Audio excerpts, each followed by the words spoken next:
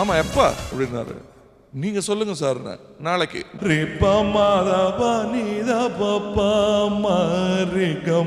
என்னை தட்டி கொடுத்த அதே சண்முனாச்சு தலையில் அடிச்சுக்கிட்டாரு. மறுபடியும் டேப்பு சுழல ஆரம்பிச்சு.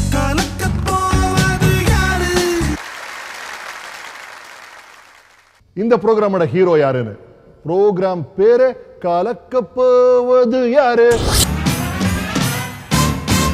அவரை பல வருஷங்களா பல கோணங்கள்ல வேற வேற மூட்ல நான் பார்த்துருக்கேன், என்ஜாய் பண்ணியிருக்கேன். ஹை ஸ்கூல்ல என்னடி மீனாட்சி அப்படின்னு அவர் டான்ஸ் பண்ணதை பார்த்து ரசிச்சிருக்கேன். அப்புறம் சிகப்பு ரோஜாக்கள் ஒரு படம் நதிங் நதிங் நதிங் அப்படின்னு அவர் ஸ்ரீதேவி மேல எரிஞ்சு விழுறதை பார்த்து அசந்திருக்கேன். அப்புறம் சக நடிகனா பல படங்கள், மெயின்லி சதிலீலாவதி. இப்போ கூட நான் ஏர்போர்ட்ல ட்ராலி தள்ளிட்டு போயிட்டு இருந்தா என்னென்ன முதுகு வலிலாம் ஓகேயா அப்படின்னு யாராவது ஒருத்தராது கேட்பாங்க. அந்த மாதிரி சதிலீலாவதி எனக்கு ஒரு விசிட்டிங் கார்டாக கொடுத்ததே அவர் தான். Recently we did Panchathanthiram. இப்போ நானும் அவரும் முன்னாடி பெங்களூர்லேருந்து ஏர்போர்ட்டில் வந்துட்டு இருந்தோம். ஒருத்தர் எங்க 2 பேரையும் பார்த்து மதன் பாபு மாதிரி கண்டினியூஸ் சிரிச்சுட்டே இருக்காரு. என்ன சார்னா அந்த முன்னாடி பின்னாடி பின்னாடி முன்னாடி சீன் அப்படின்னாரு. டு பி ஆனஸ்ட், நாங்கள் பஞ்சதந்திரம் பண்ணும்போது சாரோட மூடே கொஞ்சம் ஏதோ சிக்கல், ஏதோ ப்ராப்ளம், இந்த மூடில் பண்ண காமெடி படம் அது.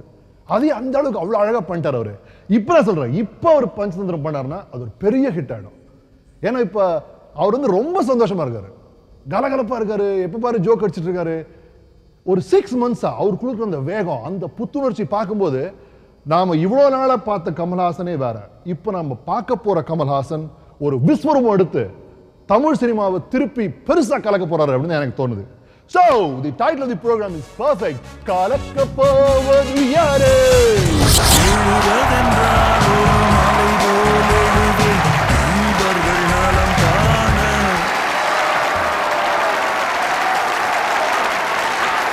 சார் வணக்கம். வணக்கம், மனமார்ந்த தீபாவளி வாழ்த்துக்கள்.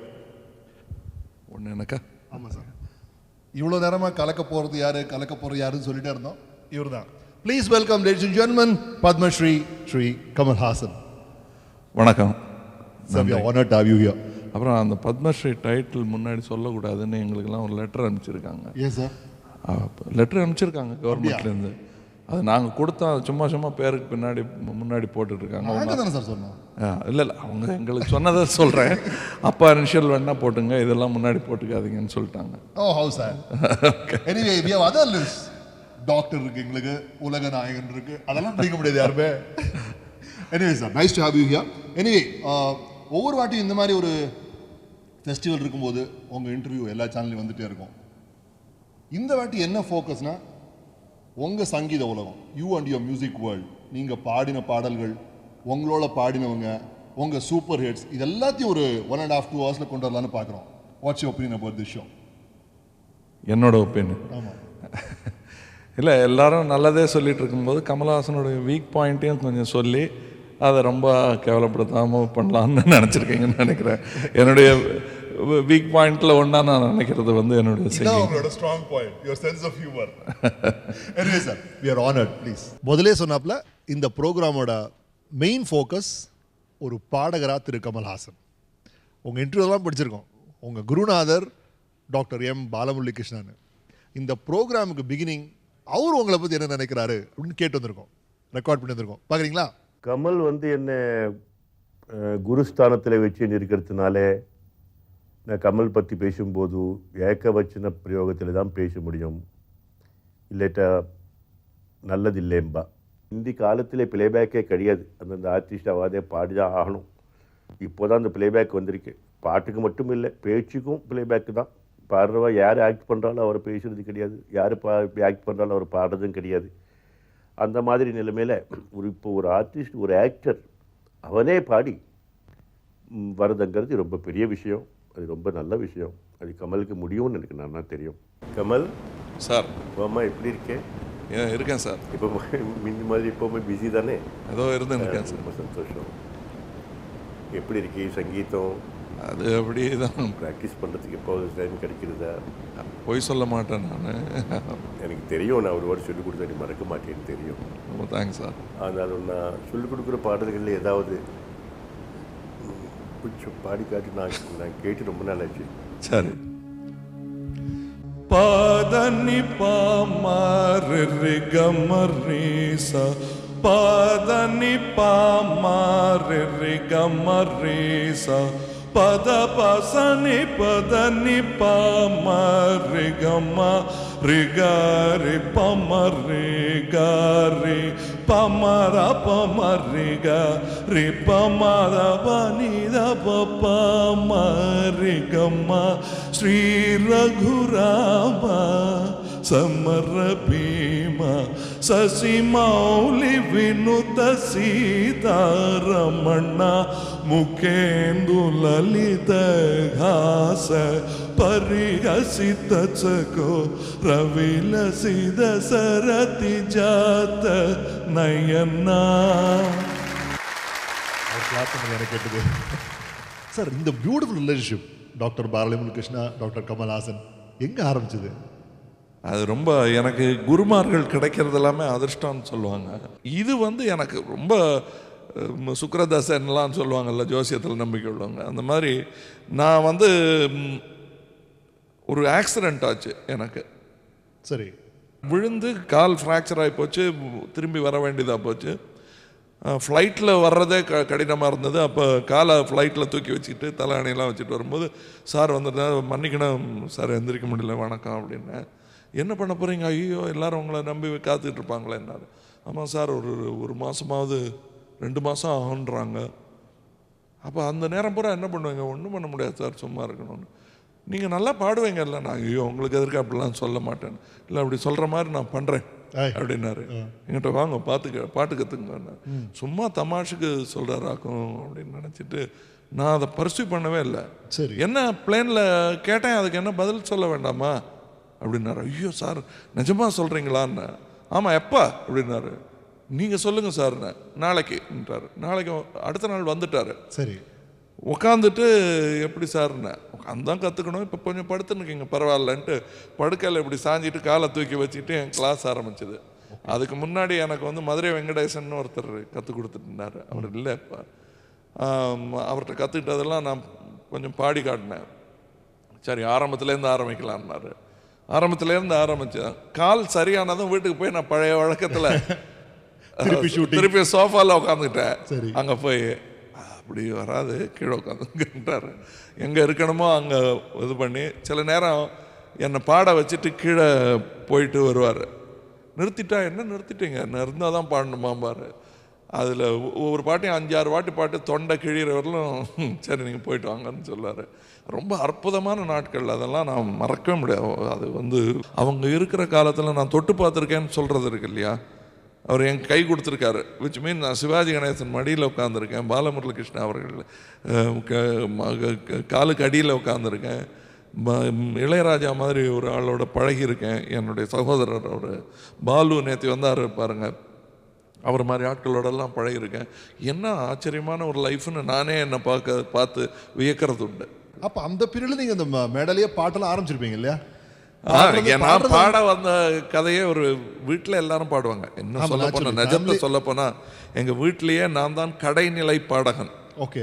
என் பேர் சின்ன பையனாக இருக்கும்போது நானும் சேர்ந்து பாடுவேன். எனக்கு பிசிறு பாகவதர்னு பேர் வந்துட்டார். பிசிறு பாகவதர்னு எனக்கு கூட சேர்த்துக்குவாங்க சின்ன பையனா. அப்போ நான் சண்முனாச்சி கூட நாடகத்தில் நடிச்சிட்டு இருக்கும்போது அப்பாவின் ஆசைன்னு ஒரு நாடகம் எனக்கு சுமாராக தான் பாட வருதுங்கிறத நிர்ணயம் பண்ணிட்டார் அண்ணாச்சி. அது முந்தியெல்லாம் அந்த ஸ்பூல் டேப்பில் வரும். உழைத்து பிழைக்க வேண்டும் உன் உடலில் உறுதி இருக்கும் வரைக்கும், உழைத்து பிழைக்க வேண்டும் செழித்திருக்கும் இன்ப வாழ்வு அப்படின்னு ஒரு பாட்டு. Athmanathan sir music. இதுக்கு வாயாசப்பேன்.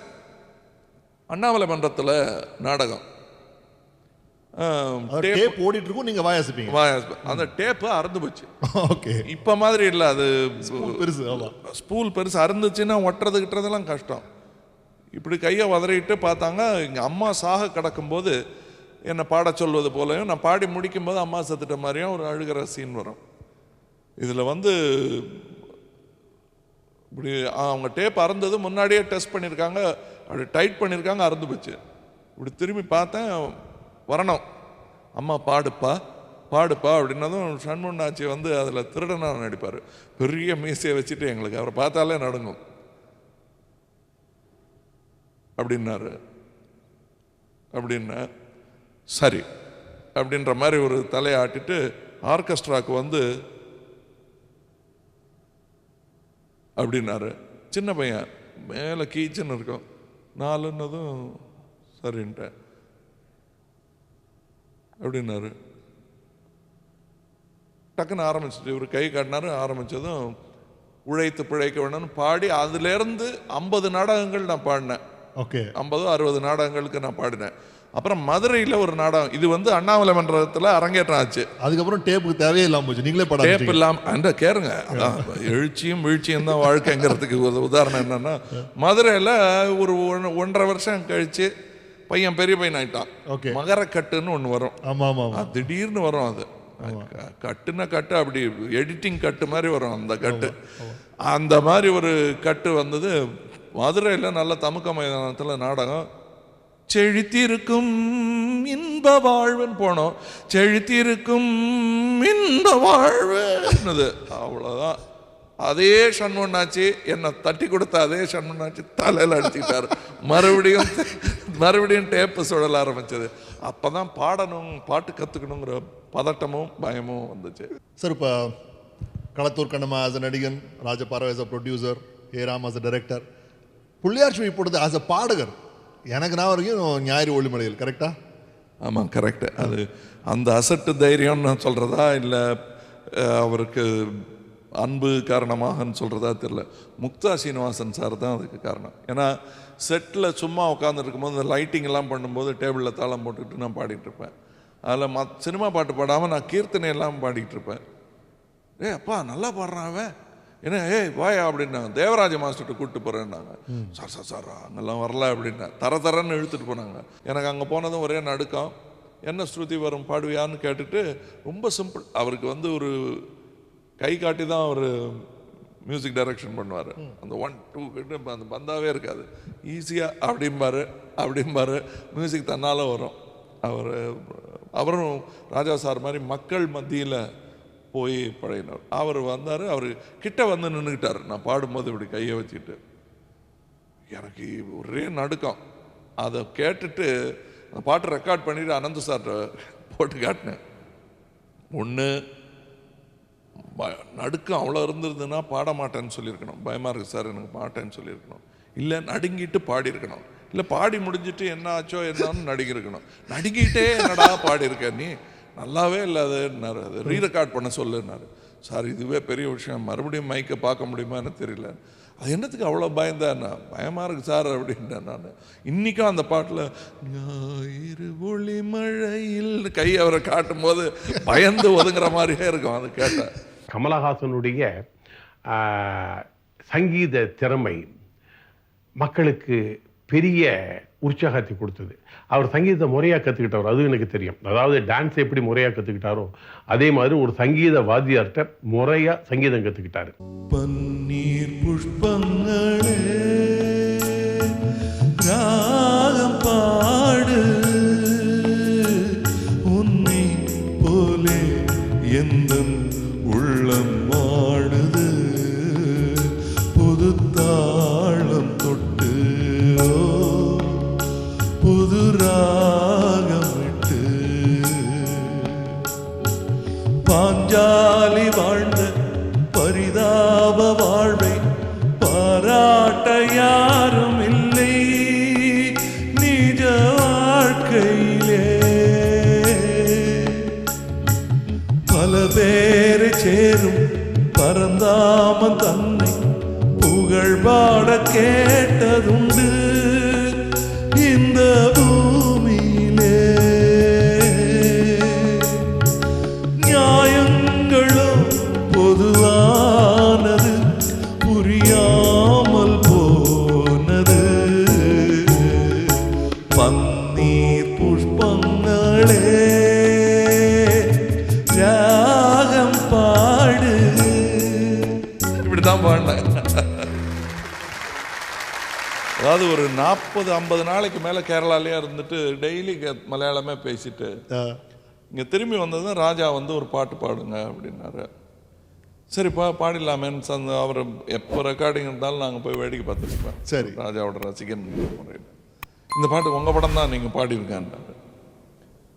பாடி முடிஞ்சதும் என்ன அது பூரா மலையாளத்தில் பாடிட்டீங்கன்னு.